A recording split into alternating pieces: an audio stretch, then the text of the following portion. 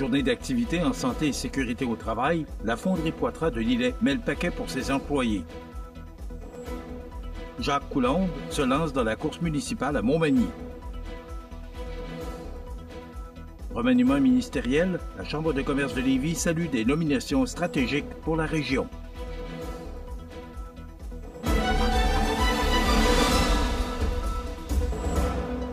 Jeudi 11 septembre 2025. Bonjour mesdames et messieurs, bienvenue à votre bulletin régional sur le réseau de télévision CMA TV. Le mercredi 10 septembre, la fonderie Poitras de Lillet tenait la 3e édition de la journée santé et sécurité au travail afin de conscientiser ses employés à cette fin. CMA TV est sur place, le reportage de Gérald Beaulieu. Le mercredi 10 septembre, la fonderie Poitras de Lillet tenait la 3e édition de la journée santé et sécurité au travail, SST, afin de conscientiser ses employés à cette fin. CMA TV était sur place. La directrice des ressources humaines décrit l'objectif de cette journée. Nous, ce qu'on veut, c'est, avec une journée comme celle-là, puis avec tout ce qu'on dit durant l'année, c'est d'amener les gens à développer des habitudes, que l'employé, quand il arrive travailler au début de son chiffre, il est en forme, puis on veut qu'il sorte de son chiffre de travail de la même manière, aussi en forme, aussi bien, puis prêt à poursuivre ses activités chez lui après. Dans la continuité, 3 membres du comité SST présentent l'employeur, parlent de la culture d'entreprise et exposent les résultats.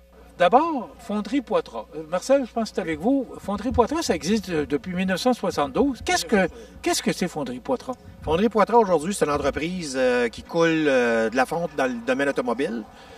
En gros, il n'y aurait pas un F-150 en Amérique du Nord qui roulerait sans une pièce de Fonderie Poitras. On a mis en place une culture santé-sécurité qui fait que l'employé se sent bien dans la fonction qu'il a à faire chez Poitras. Ce qu'on veut, c'est que les gens pensent santé-sécurité, les gens qui travaillent pensent à leur sécurité. Et lorsqu'il y a quelque chose qui lève la main, on dit « Hey, j'aime pas ça, est-ce qu'on peut régler ça? » À partir de là, on s'est dit « Oui, il faut impliquer les gens, il faut s'assurer qu'on ait un modus operandi qui fait en sorte que les gens soient sécurisés et qu'il y ait le moins d'événements possible. » Depuis la première édition, on a eu 89,5 % de diminution de nos accidents de travail. L'implication, la compréhension et l'analyse fait qu'on met en place un système qui est fonctionnel. 18 kiosques étaient disponibles afin de donner de l'information et des services aux membres du personnel qui ont défilé par petits groupes du matin jusqu'en fin d'après-midi afin d'avoir amplement de temps pour échanger avec les ressources. Les professionnels présents œuvrent dans divers secteurs. Le réseau de la santé publique au travail, Action Jeunesse Côte-Sud, saines habitudes de vie et prévention des drogues, infirmières sur place pour réaliser des bilans de santé, tests de santé auditive, aide à l'alcoolisme et à la toxicomanie, soutien et accompagnement pour faciliter l'intégration des travailleurs issus de l'immigration, C3S, santé mentale et prévention du suicide, et bien d'autres étaient au rendez-vous. Même la Sûreté du Québec. Bien que réfléchi et sérieux, l'événement avait une dimension ludique.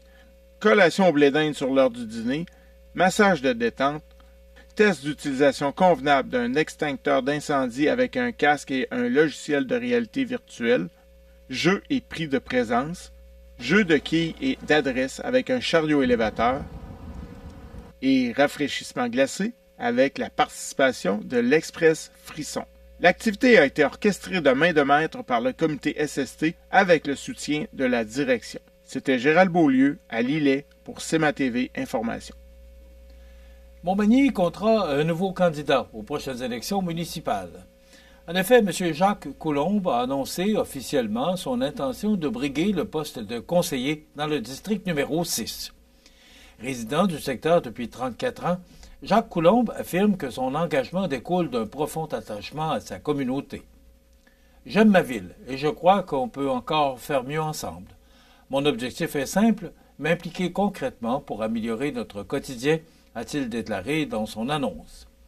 Parmi ses priorités, il promet d'être un représentant accessible et à l'écoute, de soutenir les projets locaux favorisant la qualité de vie, de veiller à l'entretien des parcs et des rues et de défendre des initiatives pour une ville plus verte, plus sécuritaire et plus solidaire.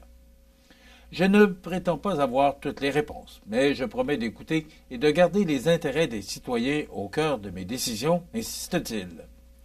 Âgé de 58 ans et jeune retraité, Jacques Coulombe mise sur sa vaste expérience professionnelle et communautaire pour convaincre les électeurs.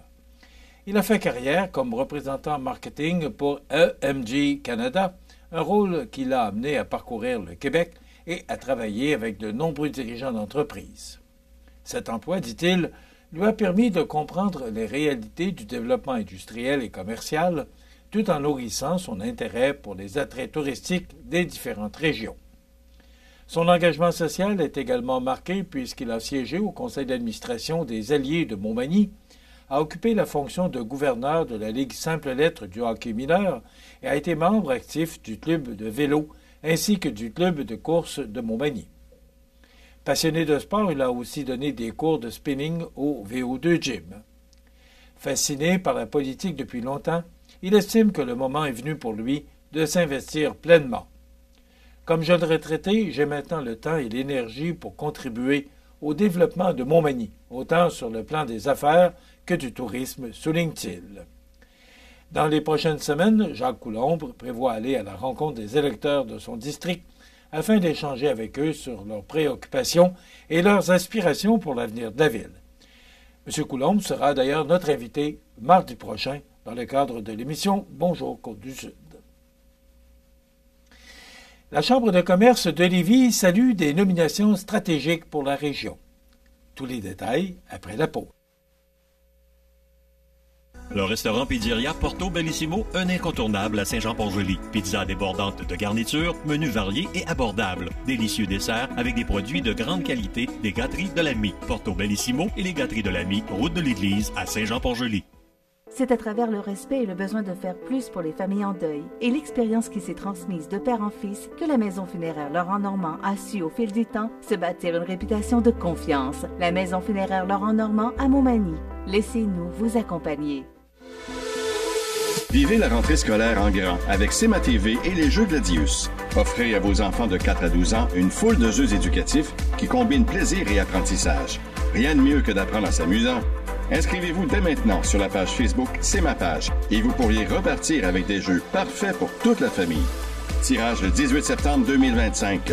Gracieuseté de Gladius et CMA-TV pour des moments inoubliables en famille. Vous regardez CMA-TV, le réseau de l'information sur la Côte-du-Sud. La Chambre de commerce et d'industrie du Grand Lévis accueille favorablement les nominations annoncées par le premier ministre François Legault dans le cadre de son plus récent remaniement ministériel. L'organisation, qui regroupe 1200 membres et constitue le plus important réseau d'affaires de la Chaudière-Appalaches, souligne l'importance de ces choix pour le développement économique et social de la région. Parmi les annonces marquantes, Bernard Drainville hérite de portefeuilles majeurs dont celui de l'environnement, de la lutte contre les changements climatiques, de la faune et des parcs, en plus d'être responsable de la stratégie maritime et de la région de la Chaudière-Appalaches. La Chambre de commerce lévisienne estime que ces responsabilités placent la région au cœur des décisions touchant la mobilité, le secteur naval et le développement durable. Martine Biron prend pour sa part la tête de l'enseignement supérieur. Dans un contexte de rareté de main-d'œuvre, son rôle sera crucial pour adapter l'offre de formation et répondre aux besoins des entreprises. De son côté, Jonathan Julien devient ministre des Transports et de la Mobilité durable, un poste clé pour la capitale nationale et l'ensemble de la grande région de Québec, où la fluidité des déplacements demeure un enjeu majeur. Jean-François Simard obtient la responsabilité des ressources naturelles et des forêts, ainsi que du secrétariat de la capitale nationale. Sa proximité et sa compréhension des réalités locales sont perçus comme des atouts déterminants. Enfin, Samuel Poulain, nommé ministre responsable de la Jeunesse et ministre délégué à l'économie, renforçant la représentation d'une région reconnue pour son dynamisme entrepreneurial. Pour la directrice générale de la Chambre de commerce et d'industrie du Grand Lévis, Marie-Josée Morancy, ce remaniement apporte une orientation claire pour la poursuite des dossiers déjà entamés, tout en consolidant la voix de la grande région de Québec et Lévis au sein du Conseil des ministres. Elle rappelle que la Chambre poursuivra ses efforts de collaboration avec les élus afin de défendre des priorités essentielles, dont la mobilité et les transports, l'accueil des travailleurs étrangers temporaires, l'accès au logement, le développement maritime et les infrastructures. Forte de plus de 150 ans d'histoire, la Chambre de commerce de Lévis réaffirme son rôle de porte-voix des gens d'affaires et de catalyseur du développement socio-économique régional. Le député de Côte-du-Sud, Mathieu Rivet, annonce l'arrivée d'une nouvelle figure clé dans son équipe. À compter du 15 septembre prochain, Mme Caroline Massé occupera officiellement le poste d'attachée de presse et politique. Dans ce rôle, elle aura la responsabilité de gérer les relations avec les médias, de coordonner la diffusion des communications officielles et de mettre en valeur les initiatives du député ainsi que celles de son gouvernement auprès de la population. Son mandat sera de renforcer la visibilité de Mathieu Rivet, soutenir ses prises de parole publiques et entretenir un dialogue constant avec les citoyens. Originaire de la région et dotée d'une solide expérience en communication et en service à la clientèle, Caroline Massé apporte une expertise en communication stratégique et en gestion des relations médiatiques. Elle sera présente au bureau de Saint-Pascal pour accueillir la population et répondre aux besoins quotidiens, favorisant ainsi une proximité accrue entre le député et ses concitoyens. M. Rivet s'est dit très heureux d'accueillir cette nouvelle collaboratrice dans son équipe. Selon lui, la rigueur, le dynamisme et le professionnalisme de Mme Massé seront des atouts précieux pour assurer une communication transparente et efficace avec la communauté. Le député a profité de l'occasion pour réaffirmer son engagement à demeurer à l'écoute des citoyens, à valoriser leurs projets et à maintenir un dialogue positif avec l'ensemble de la population de Côte-du-Sud.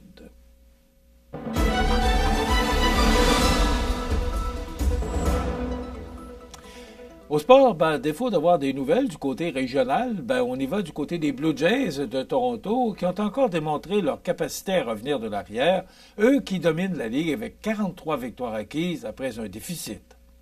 Rapporté par le réseau MSN, mardi soir, les Blue Jays avaient remonté la pente grâce à un jeu défensif inspiré et des coups opportuns. Mercredi, ils semblaient prêts à répéter l'exploit contre les Astros de Houston, comblant un écart de 2 points en 8e manche pour égaliser. Mais en 9e, Jeff Hoffman a concédé un coup de circuit à Yenner Diaz, scellant une défaite crève-cœur de 3-2. Cette déconvenue illustre un problème récurrent puisque Hoffman a déjà accordé 15 circuits cette saison, alors qu'il n'en avait cédé que 9 au cours des 2 saisons précédentes. Le gérant John Schneider souligne que les adversaires s'ajustent désormais à son rôle de releveur de fin de match, anticipant mieux son choix de lancer. Excusez-moi. Malgré ce revers, Toronto conserve une avance confortable dans la course au classement. Avec une fiche de 83 victoires et 62 défaites, les Jays demeurent 3 matchs devant les Yankees avec 80 victoires et 65 défaites, largement battus par Détroit, et devant les Red Sox de Boston 81-66, eux aussi défaits par Oakland. Sur le monticule, José Berrios a livré une performance solide, limitant les dégâts malgré une saison inégale. Il a concédé 2 points en 5 manches et un tiers, dont le 200e circuit en carrière de Carlos Correa. Berrios, qui tente de retrouver sa vélocité, s'est dit encouragé par l'amélioration de sa mécanique. En face, Jason Alexander a brillé pour Houston, muselant l'attaque torontoise avec 7 manches de qualité et un contrôle efficace. Voilà ce qui complète votre bulletin d'actualité de ce jeudi 11 septembre. Dans un moment, les prévisions de la météo. Et le menu de cette émission du jeudi 11 septembre, dans un moment, vous présente la chronique culturelle avec Mireille Soucy des Arts de la Seine. On reçoit Mme Lisanne Tanguay et Stéphanie Beaulieu qui vont nous parler de la course aux couleurs du Sud qui aura lieu bientôt à Saint-Paul-de-Montmagny. Et Audrey nous fera visiter Elf Créative. C'est une des trouvailles d'Audrey. Il y aura la chronique La Pouponnière, les avis, l'actualité d'abord, et on terminera avec les avis de décès. Voilà, c'est le menu de cette émission du jeudi 11 septembre. Je vous souhaite donc une excellente émission à notre antenne.